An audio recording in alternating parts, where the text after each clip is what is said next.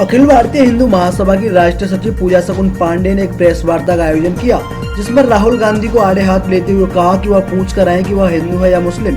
आगे कहा कि राहुल गांधी पहले अपने डीएनए का टेस्ट करा लें। वहीं एएमयू के छात्रों द्वारा लगातार चल रहे प्रदर्शन पर सवालिया निशान उठाते हुए उन्होंने कहा कि जिस तरह से एएमयू के अंदर छात्र वीर सावरकर जैसे स्वतंत्रता सेनानी की कब्र खोदने की बात कर रहे हैं, कब्र तो इन लोगों की यहाँ खोदी जाती है, हमारे यहाँ तो सीधे स्वाहा कर दिया जाता है। वहीं नागरिकता संशोधन विधेयक बिल पर कहा कि इस बिल की हमारे भारत देश को बहुत जरूरत थी, क्योंकि जिस हिसाब से जनसंख्या बढ़ रही है उस पर यह बिल अंकुश लगाएगा और घुसपैठियों को बाहर खदेड़ने में यह बिल कामयाब होगा।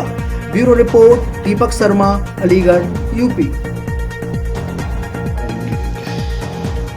देखिए, गत दिवस राहुल गांधी जी का कुछ बयान आया है और 2 दिन से एएमयू में जो गतिविधि चल रही है, जिस तरीके का उन्होंने एंटी माहौल वहां के बच्चों ने बना रखा है, उसको लेकर के चिंता व्याप्त हुई और हमें लगा कि अब बोलना जरूरी है। कारण ये कि इस देश के संविधान ने इन लोगों को फ्रीडम टू स्पीच के नाम पर जो इन्होंने उसका मिसयूज किया है और संविधान का नाम लेकर के ये कुछ भी बोलते हैं, इस पर अब अंकुश होना चाहिए। ये बर्दाश्त के काबिल नहीं है और इस देश में रह रहे 125 करोड़ और खासकर मैं हिंदुओं की बात करूंगी कि ये सब बर्दाश्त नहीं करेंगे। पहली बात, राहुल गांधी जी के बयान पर मैं आती हूँ। राहुल गांधी जी ने कहा कि मैं राहुल सावरकर नहीं हूं, राहुल गांधी हूं। तो राहुल गांधी जी से मेरा सीधा सीधा प्रश्न है, राहुल गांधी जी सावरकर को छोड़िए, गांधी को छोड़िए, पहले ये बताइए अपने बाप के बारे में बताइए। क्या आपको पता है कि आपका बाप कौन था, हिंदू या मुस्लिम? तो first go and see and check your DNA. आपको जरूरत है इस बात की, उसके बाद में आप सावरकर की हिस्ट्री देखिए या किसी और की देखिए, ठीक है। राहुल गांधी जी, शर्म आनी चाहिए। जिस मिट्टी में पैदा हुए हो उसको आप मेक इन इंडिया की बजाय रेप इन इंडिया का नारा देते हो। क्यों भूल जाते हो आप निर्भया का केस जो आपकी सरकार में ही हुआ था और आपकी सरकार में अब तक फैसला नहीं हुआ। निर्भया आज भी तरस रही है इंसाफ के लिए। हालांकि सुनने में आ रहा है कि 16 तारीख को फांसी दी जानी है, लेकिन इतना डिले क्यों? और जबकि आज की सरकार में हैदराबाद जैसे एग्जाम्पल हमारे सामने आ रहे हैं, तो राहुल गांधी आपको अभी सीखने की आवश्यकता है। कृपया करके आप जननी जन्मभूमिश्च स्वर्गादपि गरीयसी, इसके बात को ध्यान में रखते हुए अपना जो आपका कर्ज है, जहां पर आप पैदा हुए हैं, जिस जननी पे आप पैदा हुए हैं, उसको निभाइए और उसका सम्मान रखना सीखिए।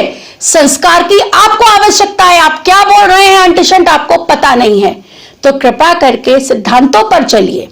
और फाइनली हिंदू महासभाई होने के नाते मैं फिर एक बात कहूंगी कि Rahul Gandhi, if you are not going to change yourself, if you are going to speak such a unbelievable truths which are not factuals, which are not based on factuals, so Rahul Gandhi ji, I am sorry to say that we are real Hindu Mahasabhais sitting in front of the media right now and representing the whole of the nation, representing our Hinduism to the whole of the nation, and we very proudly says ki if you are Rahul Gandhi, then we are Godses.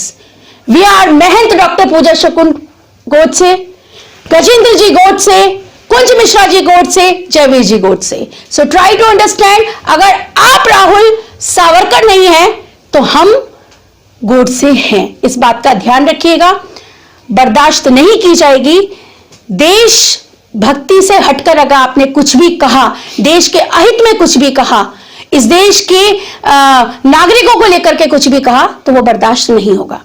वहीं AMU छात्र, आप सबके पास video मौजूद है, आप ही के माध्यम से मेरे पास भी वीडियो आया जिसमें नारे लग रहे हैं कि हिंदुत्व की कब्र खुदेगी, बीजेपी की कब्र खुदेगी।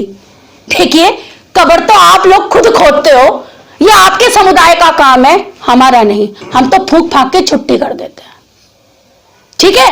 तो ध्यान रखो बच्चों, अपना भविष्य बनाओ। यह प्रशासन, इस देश का शासन सबके हित के लिए कार्य कर रहा है। इस देश की गवर्नमेंट सबके हित की बात कर रही है, सर्व हित की बात कर रही है, सबके विकास की बात कर रही है।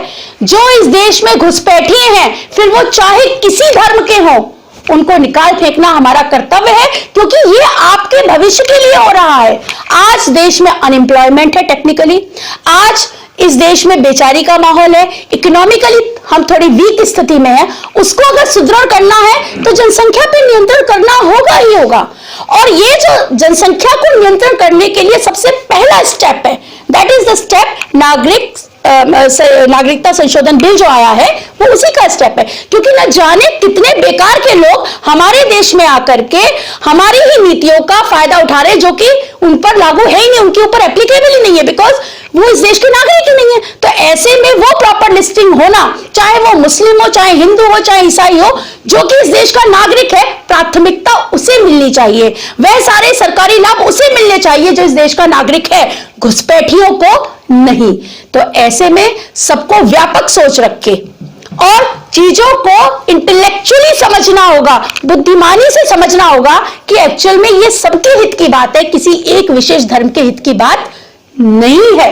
तो एएमयू के बच्चों, आप लोग पढ़ रहे हो, एक शिक्षण संस्थान में हो, एक टीचर होने के नाते मैं आप लोगों को यह हिदायत देती हूं कि बच्चों अपनी एजुकेशन का, शिक्षा का सही इस्तेमाल करो और व्यापक सोचो और अपना योगदान दो, ना कि इस टाइप की उद्दंडताएं करिए।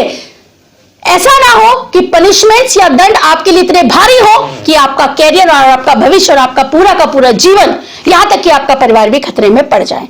तो यह मेरा एक नागरिक होने के नाते, एक शिक्षक होने के नाते एक सलाह है एएमयू के बच्चों को।